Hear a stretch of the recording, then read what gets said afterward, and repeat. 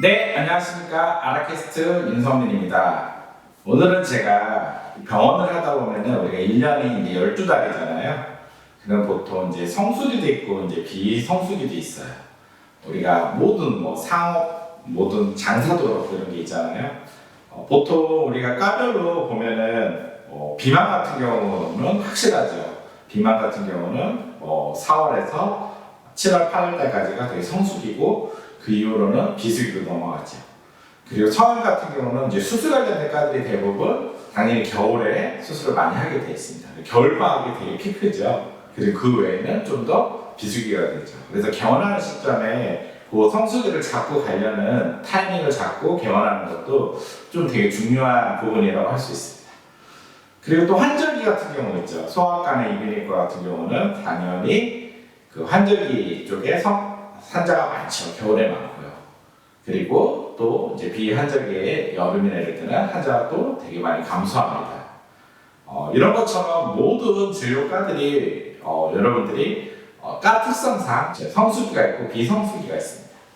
그리고 이제 성수기, 비성수기가 아니라고 해도 또 우리가 1년으로 봤을 때 좀 많이 쉬는 때가 있죠. 쉴 때가. 그때가 언제죠? 일단 7월 말부터 8월 중순까지 그 여름 휴가. 이때 많은 병원들도 여름 휴가를 떠나고 이제 고객들도 다 여름 휴가를 떠나니까 많이 매출이 감소하죠. 그리고 또 5월달 같은 경우가 가정의 달이죠. 그래서 여기저기 할 돈이 많습니다. 쓸 돈도 많고. 그러다 보니 5월에도 좀 많이 병원 방문이 좀 줄게 되고요. 그리고 최근에는 그 12월 달에 또 겨울 휴가라든지 연말이기 때문에 또 환자가 좀 줄 수가 있죠. 보통 이제 우리가 1년으로 봤을 때 계속 이렇게 유지되면 좋겠지만 이렇게 약간의 기복이 있는 거죠, 월별로. 그래서 월별로 막 너무 처음 개원하신 원장님들은 막 월별로 막 너무 왜 줄었지 막 이렇게 생각하시는 게 아니라 1년 정도 해보시면은 계절 특성상 그리고 성수기 비성수기 특성상 월별 약간의 특성상 매출이 늘어날 때가 있고 줄어들 때가 있다라는 걸 이제 알게 됩니다. 그래서 연 매출이 이제 전체적으로 이 정도를 매년 이렇게 유지하는 게 더 중요하다고 할 수 있습니다.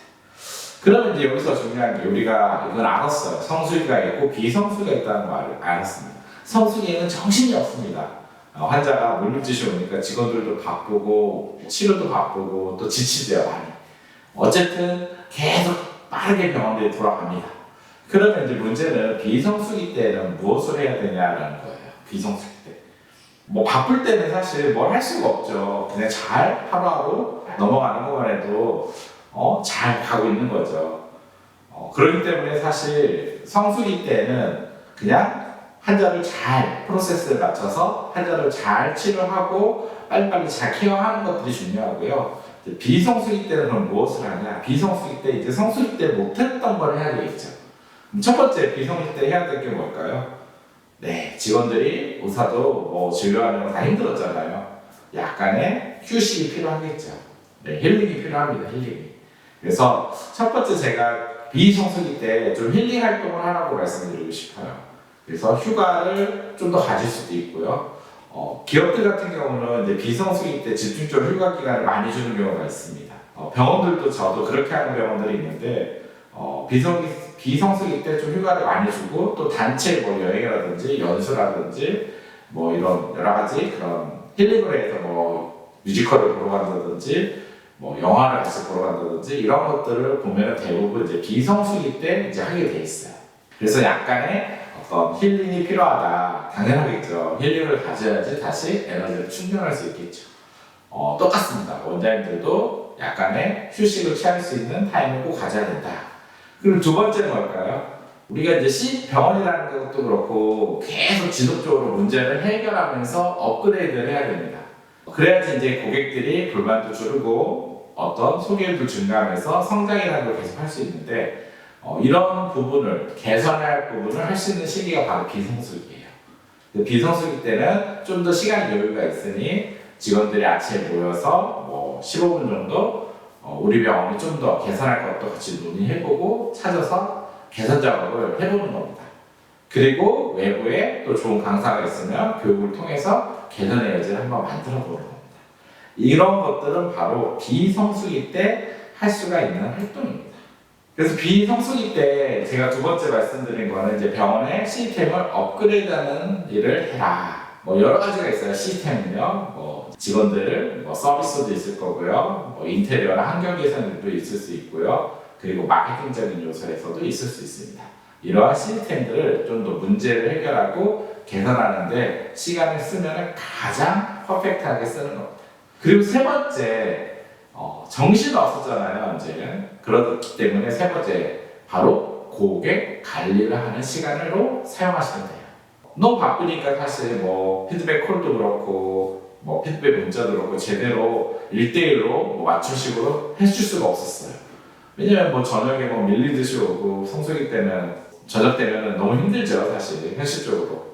그래서 CRM을 하고 싶어도 하는 게 어렵습니다. 뭐 이건 의사도 어렵고, 직원들도 똑같겠죠. 그럴 때 이제 좀 더 비성수기들을 넘어오면은 다시 한번 고객을 정리해보고 고객들한테 뭐 개별 맞춤식 CRM 문자도 보내보고 또 좀 직원들도 어떻게 우리가 좀 더 고객 관리를 할지도 나눠보고 고객 관리를 하는 시간으로 사용하시면 돼요. 그러면은 되게 가장 알차게 비성수기를 보내시는 거예요. 그런 에너지들 때문에 이제 성수기 때 더 성장을 하게 되겠죠. 예, 모든 경영의 패턴이 그래요. 예, 계속 이렇게 쭉 올라가면 좋겠지만 우리가 자잘한 것들이 계속 왔다 갔다 하지 않습니까? 그럴 때 우리가 비성수기 때 좀 우리가 어떤 휴식을 갖고 어떤 준비를 하냐에 따라 다시 성수기 때 어떤 점프를 하느냐 맞이할 수 있습니다. 최근에 뭐 한국의 반도체도 그렇고 한국의 기업들 똑같잖아요. 지금 성수가 있고 비성수가 있잖아요. 그래서 비성수기 때 기업들이 어떻게 대처하냐, 어떤 준비를 하냐에 따라 더 성장할 거냐, 아니면은 정말 후퇴할 거냐 이런 판별이 나듯이 병원도 성수기와 비성수기 때 어떠한 준비를 하냐에 따라 저는 성장을 더 할 거냐, 아니면은 뭐 그대로 갈 거냐, 아니면 후퇴할 거냐 이런 결론이 날 수 있다고 생각합니다.